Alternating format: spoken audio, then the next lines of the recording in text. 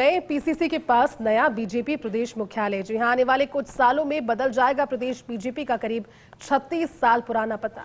Party के प्रदेश कार्यालय के लिए मानसरोवर में जमीन चिन्हित कर ली गई है।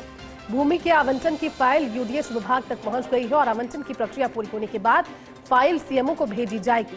सीएमओ से मंजूरी मिलने के बाद बीजेपी के पक्ष में होगा जमीन का आवंटन। भूमि आवंटन नीति 2025 के तहत होगा आवंटन। किसी भी राष्ट्रीय पार्टी को आरक्षित दर से कम पर प्रदेश में किसी एक जगह 6000 वर्ग मीटर जमीन आवंटित हो सकती है और इसी तर्ज पर कांग्रेस सरकार में भी कांग्रेस पार्टी को भी कार्यालय के लिए मानसरोवर में जमीन मिली थी। यानी कि आने वाले दिनों में पता तो बदलेगा, लेकिन साथ साथ ये दफ्तर होंगे। पीसीसी के पास ही होगा बीजेपी प्रदेश मुख्यालय, यानी कि मानसरोवर ही वो इलाका जहां पर भारतीय जनता पार्टी प्रदेश मुख्यालय भी होगा और साथ ही साथ कांग्रेस का भी पार्टी मुख्यालय मानसरोवर इलाके में स्थित होगा। कुछ सालों के बाद में जब निर्माण की प्रक्रिया पूरी हो जाएगी और उसके बाद प्रदेश बीजेपी का करीब 36 साल पुराना पता, यानी कि जो वर्तमान पता है वो बदलकर मानसरोवर में जो जगह अलॉट की गई है, जो जमीन अलॉट की गई है, वहां से जुड़ा हुआ होगा। हमारे पॉलिटिकल एडिटर योगेश शर्मा जुड़े हैं। योगेश जी, थोड़े ही सालों के बाद में वो तस्वीर सामने आएगी जब पीसीसी के पास ही भारतीय जनता पार्टी का प्रदेश मुख्यालय, यानी कि मानसरोवर ही वो इलाका जहां पर कांग्रेस पार्टी का मुख्यालय और प्रदेश बीजेपी का मुख्यालय नजर आएगा। क्या जानकारी है? और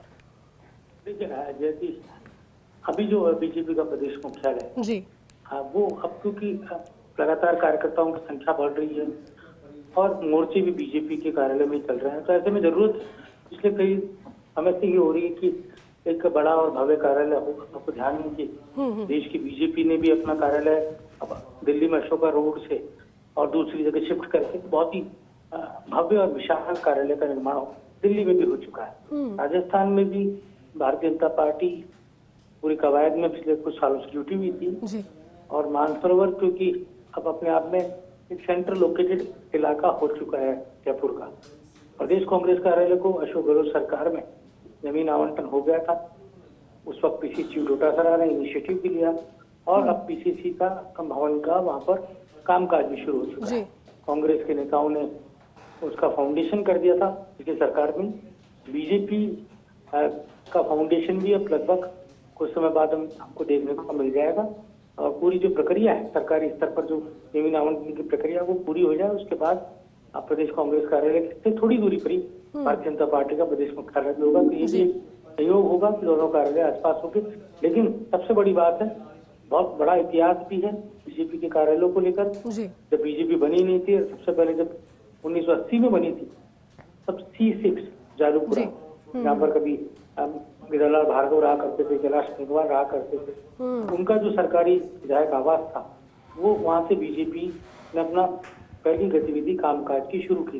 और उसके बाद जब बीजेपी का कार्यालय सरदार पटेल मार्ग पर शिफ्ट हुआ 1990 के आसपास C51 में, और जहाँ पर भैरव सिंह शेखावत का निवास स्थान हुआ करता था और भैरव सिंह शेखावत जब नेता प्रतिपक्ष थे उसके आधार पर उनको सरकारी आवास मिला था। इसमें भी एक इतिहास ये भी है कि भैरव सिंह शेखावत ही पहले नेता प्रतिपक्ष थे जिनके को आवास मिला। उससे पहले नेता प्रतिपक्ष के पास सरकारी आवास हुआ नहीं करते थे, न कोई उस तरह की सुख सुविधाएं होती थी जैसी सुविधाएं आज प्राप्त होती है।